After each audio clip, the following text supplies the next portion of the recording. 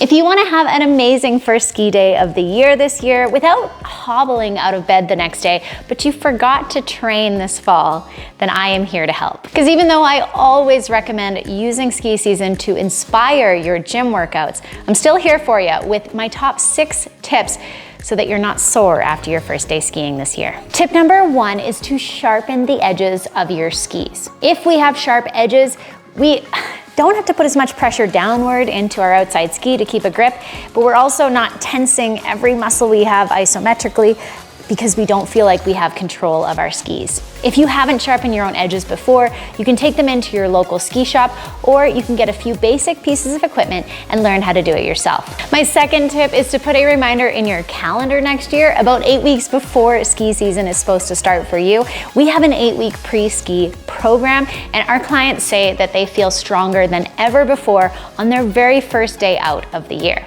I would love to help you get ready for the best season of your life. Tip 3 is to find center on your skis. Now, what I mean by this mainly has to do with fore and aft balance on your skis.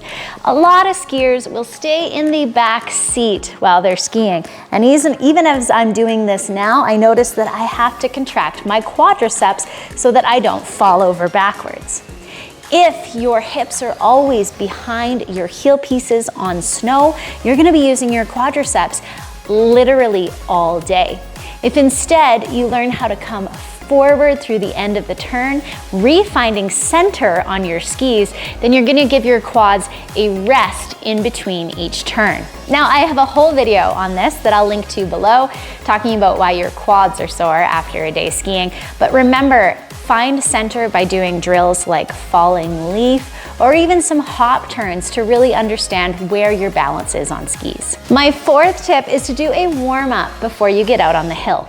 By bringing blood and oxygen and nutrients to your muscles and to your joints before you hit the ski hill, you'll find that you're less sore at the end of the day. Now, this warm-up doesn't have to be at the bottom of the lift if you don't want. In fact, I will often do a strength and mobility circuit in here before I drive the half an hour to the hill.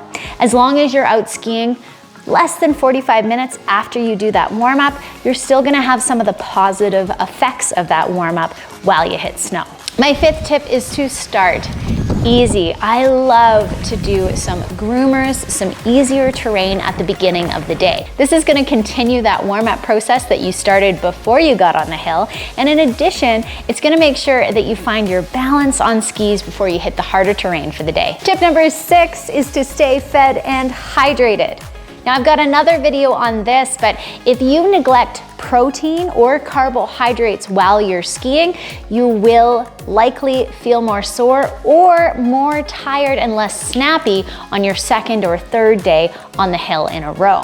So having some pocket snacks that you can eat on the chairlift or at the bottom of the run is really going to help out even if you haven't done the work pre-season. Keeping a soft water bottle in your pocket or a flask of water is also a great idea for making sure that you take water in when you're out skiing as well. And hydrated muscles tend to feel less sore.